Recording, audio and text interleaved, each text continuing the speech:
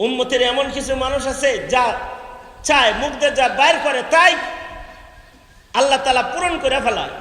আছে এমন মানুষ আছে। যেমন পূর্বের যুগের কিছু মানুষের বর্ণনা শেখুল হাদিস সলিমুল্লাহ খান রহমতুল্লাহ আলাইহি, উনি ওনার কিতাব মাজালিসুল ইলমি ওয়াজ যিকির এর ভেতরে একটা ঘটনা বলছেন ওই জমানার এক বুজুর্গের, যে ওই এক জমানার বুজুর্গ অনেক বড় আলেম না, কিন্তু আবেদ বড়। অর্থাৎ নামাজ তাকবীর উলার সাথে পড়ে, ইবাদত বন্দেগী তাকবীর উলার সাথে করে, মসজিদে যায় নামাজটা পড়ে, নফল রোজা বেশি রাখে, আইয়ামে বীজে রোজা রাখে, জিকির করে, তিলাওয়াত করে। এর কারণে সে মুস্তাজাবুদ দাওয়াত ছিল, যা দোয়া করতে এটা কবুল হয়ে যেত। উনি বর্ণনা করতে গিয়ে বলেন, এই লোক একদিন মসজিদে গেছে ইমাম সাহেবের ওখানে রাতের বেলায় এশার পরে খাবারের আগ দিয়া। আচ্ছা, খাওয়ার আগ দিয়া কেউ যদি আসে তারে মানুষ খাইতে পায় না ভদ্রতার খাতিরে? হ্যাঁ, তো একজন আবেদ মানুষ, বুজুর্গ মানুষ মসজিদে আসছে, তো ইমাম সাহেব তাকে বলতেছে, আমার সাথে খাওন খান, এই খাবার খামো, দস্তরখান লাগাইছি, খানা খান। শেখুল হাদিস সলিমুল্লাহ খান রহমতুল্লাহ আলাইহি উনি বলেন যে এই বুজুর্গ আবেদে কয় কি, এই সাধারণ জিনিস খাই না, যা মোরগ পোলাও হইলে খাইতাম। কি কি যে কি খাইতো? মোরগ পোলাও যদি হইতো তাহলে খাইতাম। তো উনি বলতেছে, আবেদ থেকে এখনো খাওয়ার লোভ যায় নাই, মনে মনে বলতেছে আর কি, ইবাদত তো খুব করে কিন্তু ভালো খাওয়ানোর লোভ ঠিকই আছে, মোরগ পোলাও খাইব, রাতের বেলায় মোরগ পোলাও কে দিব? এই বলে উনি একটু বিরক্তি হইয়া নিজে খাবার খেয়ে ফেলেছে। এই আল্লাহর বান্দা নামাজে দাঁড়ায় রয়েছে, নফল নামাজ পড়তেছে, অনেক লম্বা সময় নামাজ পড়ে রাতের বেলায় যখন বিশ্রাম নিছে, রাত 12টা 12:30 বাজে, তো এমন সময় ইমাম সাহেবের কামরার কাছে এলাকার এক মহিলা খাতুন, একটা মহিলা এসে দরজায় নক করেছে, ইমাম সাহেব ওঠেন ওঠেন, গরম কিছু খাবার আনছি, এটা একটু গ্রহণ করেন। দরজা খুইলা খাওয়ান লইছে, খাওয়ানের টিফিন বাটিটা নিয়ে জিগাইতাছে, এটার ভিতরে কি আছে? এটার ভিতরে মোরগ পোলাও আছে। তুমি রাত 12টা 12:30টার সময় মোরগ পোলাও আছে কিসের লেগে? তো শেখুল হাদিস সলিমুল্লাহ খান রহমতুল্লাহ আলাইহি উনি বলেন যে তখন এই মহিলাটা বলতেছে যে সন্ধ্যা রাত্রে আমার সন্তান হারায় গেছে, সন্তানের জন্য মায়ের একটা মায়া, সন্তান পাই না, ছোট বাচ্চা, মাসুম বাচ্চা হারায় গেছে।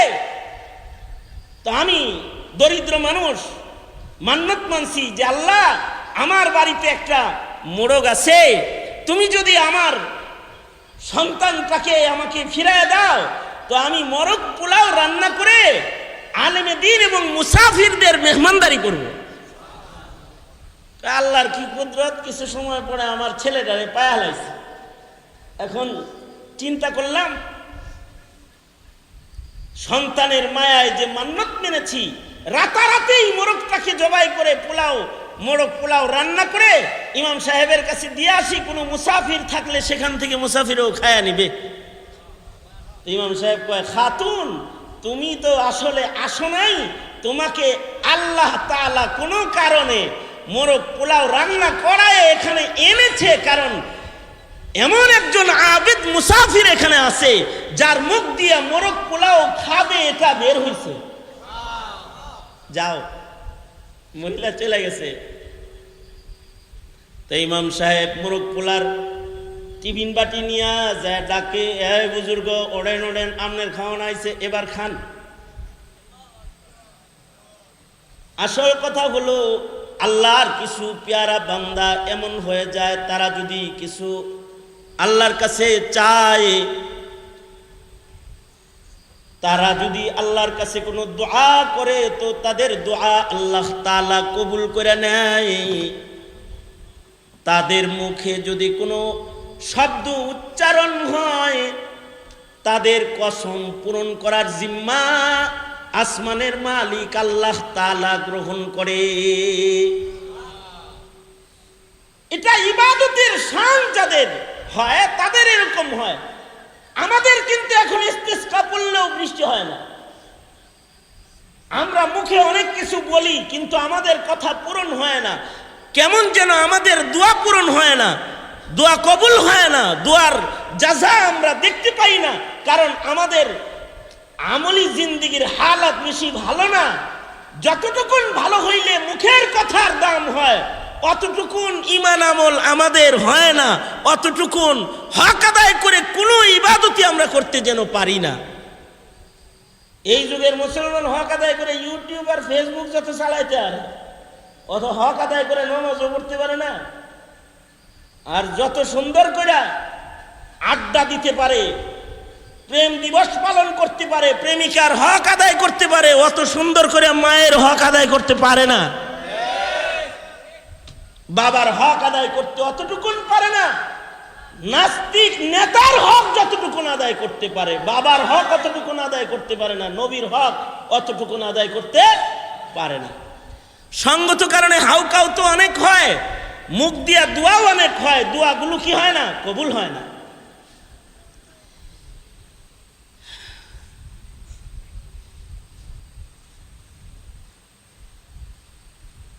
ইবনুল হাজার আসকালানী রহমতুল্লাহি আলাইহি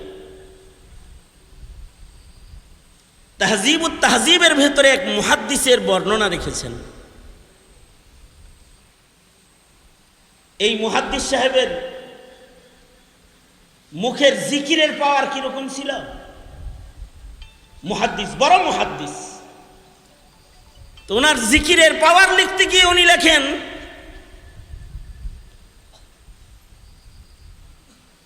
উনি যদি চলতি পথে,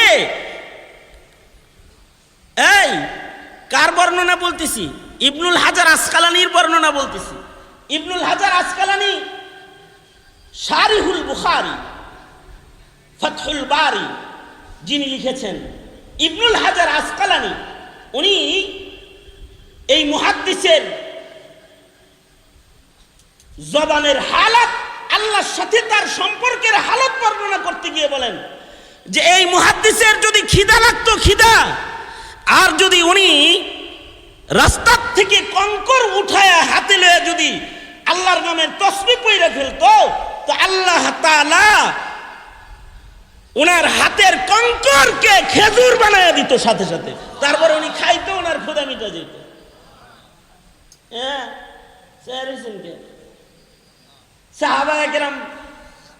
সাহাবায়ে কেরামের জন্য আল্লাহ তাআলা পাথরের টুকরাকেও, মানে কঙ্করের টুকরাকে স্বর্ণের টুকরা বানাইছেন।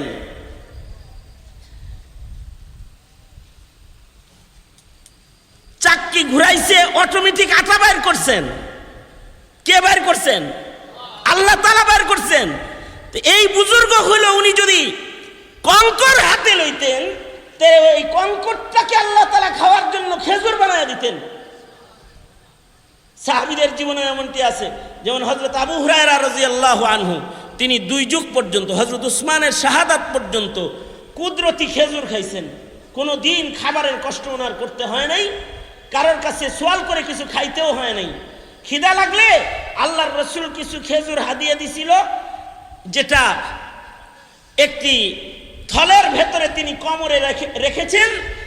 হযরত উসমানের যুগ পর্যন্ত উনি খিদা লাগলেই কোমর থেকে খেজুর বের করে খাইতেন, আবার রাখতেন, খেজুর দিয়ে আবার থলে ভরপুর হয়ে যেত। মেহমান আসলে খাওয়াইতেন, নিজে খাইতেন, আবার কোমরে রাখতেন, আবার খেজুর দিয়ে এটা কুদরতি ভাবে ভরে যেত। হযরত উসমান যেদিন শাহাদাত বরণ করেছেন, ওই দিন মানুষের ভিড়ে ওনার ওই থলেটা হারায় গেছে। তো তখন তিনি মদিনার অলিতে গলিতে ঘুরছেন, কানছেন আর বলছেন, লিন্নাসি গাম্মুন ওয়ালি গাম্মান, লিন্নাসি গাম্মুন ওয়ালি গাম্মান, ফাকদুল জিরাব ওয়া কাতলু শাইখি উসমান। মদিনায় ঘুরেছেন, কেঁদেছেন আর বলেছেন, মদিনাবাসী তোমাদের দুশ্চিন্তা একটা, যে তোমাদের খলিফা হারায় গেছে, ওসমানের ওফাত হয়ে গেছে। আজকের দিনে আমি আবু হুরায়রার পেরেশানি হলো দুইটা, আমার ওসমানও হারাইছে, ওই থলে যে থলের থেকে এ যাবৎ পর্যন্ত নবীর হাতের থলে, যার থেকে আমি খেজুর খাতাম, ক্ষুধা লাগলে খেজুর খাইতাম, আবার এটা কুদরতিভাবে খেজুর দিয়ে বইরা যেত, মানুষে খাওয়াইতাম, এই বরকতি খেজুরের থলেটা আজকে আমার হারায়া গেছে। তোমাদের তো এক জিনিস হারাইছে, কিন্তু আমি ওসমানের দুই জিনিস হারাইছে। তোমাদের দুঃখের চাইতে আমার দুঃখটা অনেক বেশি বড়।